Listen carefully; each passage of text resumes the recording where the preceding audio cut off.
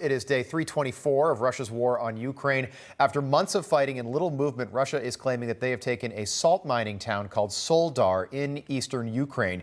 The Iranians are also doing something right now they have never done before. Joining us for more, retired Air Force Brigadier General, Newsmax contributor Blaine Holt, back with us on a Friday morning, bright and early from Idaho. General, big news, Iran reportedly sending warships to the Panama Canal. My question, how big a national security threat is this to all of us? Why are the ships there? And let's just play this out. What if they are carrying nuclear weapons, for example? Right, exactly. Good morning to you both. Happy lucky 13th. Yes. This is a huge escalation in the Iranian posture globally. They are projecting forces into the Pacific Ocean and Panama on ships. This is very dangerous. And look, these ships are ships that the United States taxpayer paid for. If you recall, the JCPOA, or the nuclear agreement under the Obama administration, came with $1.34 billion into their accounts. So now the Iranians have Hezbollah running around on the ground with their great Venezuelan relationship, and they're putting ships there. If they get nuclear weapons, what is the likelihood that they're going to fit those ships out differently? This is unacceptable, and we have to address it now.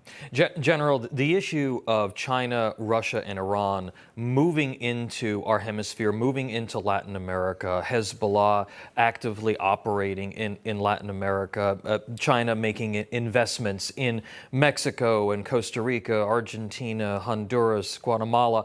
It's a big issue. It's a big problem, and it's been developing for years now. What does the United States need to do to protect ourselves in our own backyard? Well, the first thing we have to, Tom, these are great points, but the first thing we have to do is we've got to secure our southern border. If ever there was a national security crisis for our country, it's our own sovereignty. So right now, Hezbollah can freely walk into our country and out of our country. The Chinese, to your point, they've got a base in the Bahamas. They're buying up ports. They want to drag a new ditch or a new canal through Nicaragua. These are threats that we've been asleep at the switch on.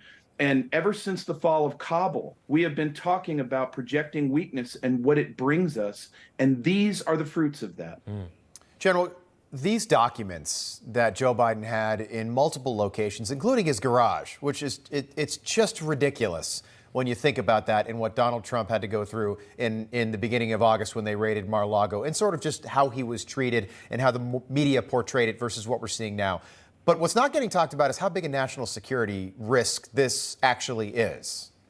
Right, exactly. I don't see a document scandal crisis. I don't see the parallelism with what was done at Mar-a-Lago because the President Trump, had D-class authority. Vice President, who's got, at the time, interesting background with Ukraine, interesting background with Iran.